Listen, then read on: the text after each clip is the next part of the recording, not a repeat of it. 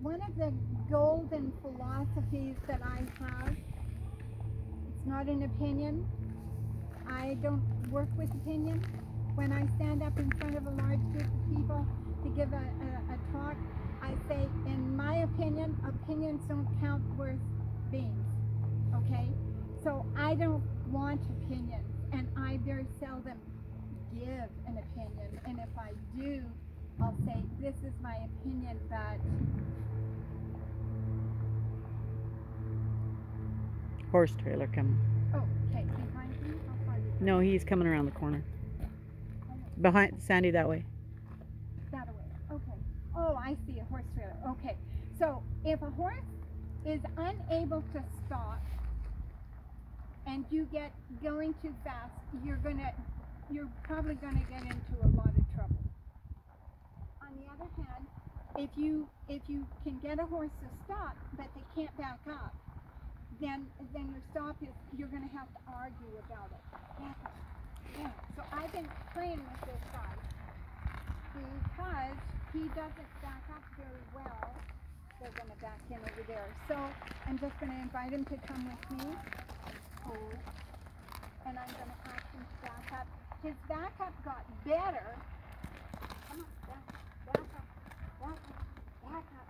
I don't want to smack this old guy on the there. On the front of his nose. He's not rude and ignorant at all. He just doesn't know better, and he has an habituated habit pattern of because he's a barrel racer. They're all about go, not ho. Now see, he's kind of crowding me here, and there's people coming on the pathway here. Now you see, he started to back up there, so I quit because we have to learn to recognize a tribe, not to muscle our horses, but to recognize a tribe and give them a moment to think. If you can think about somebody trying to teach you something and they make a comment that you really need a moment to process. If you, he just had a big sigh there, see? Hi guys. Hi. He was holding his breath. Now you can't hold your breath, have a clenched jaw, have the cheeks of your butt tight and think. It doesn't work well.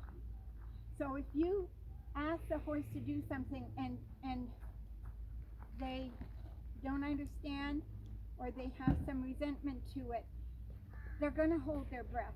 They're going to clench their jaw. And they need time to process. Don't hurry that. Give them that time. So I'm going to ask him to back. And you hear the way I say that word. I think he just moved a foot because he made a noise. He shook his head. Yeah. Yeah. See his willingness there? See his willingness? So now what I need to do is increase the rate he's backing up. Yeah. Yeah. Yeah. So I'm going to put a little more pressure. There. Now he couldn't do that good a backup when I started with just a halter and nothing else on him. But he got better at it. Is he going to have a sigh? But when the saddle went on, he really lost a lot of his ability to back up. Tack will do that to a horse. Western English doesn't matter. Even driving equipment will do that. So I didn't put a lot of pressure on him. I just asked him quietly, but he had to rethink that because this equipment is kind of doing things to him that wasn't going on before the equipment went on. So he needed to acclimate to that. Hi there. Have a good ride.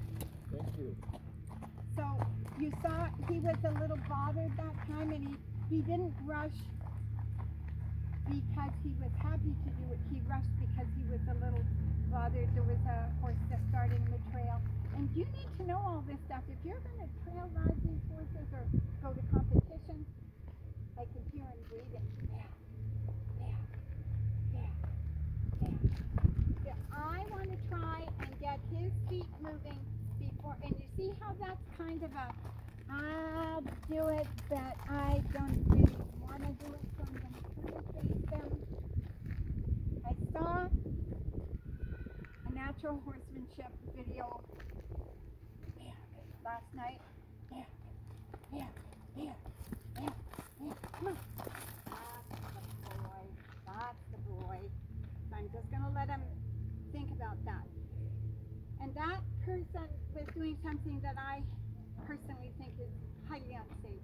He was trying to suck that horse up into him in a leading position. And I think that's very dangerous. I need food. I need these horses.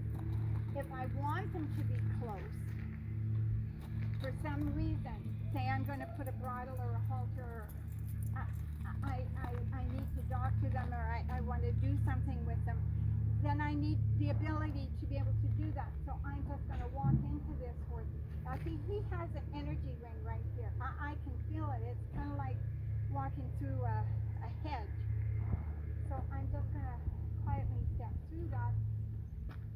And see, he just told us, and he stepped out here a little bit, that there's another ring here, and I'm going to do it that Robert back, and he can see.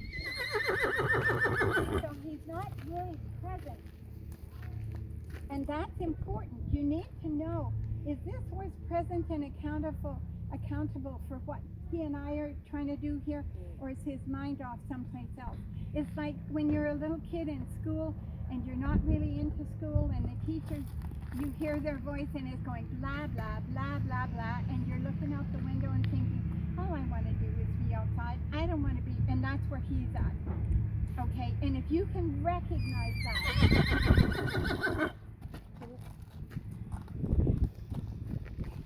So when you have that happen, you don't want to beat the horse into submission. You don't want to muscle it into submission, because then you get obedience without willingness, and the horse becomes submissive without understanding. They have to check out, and we don't want that. So let's just mosey down here. We're in the parking lot.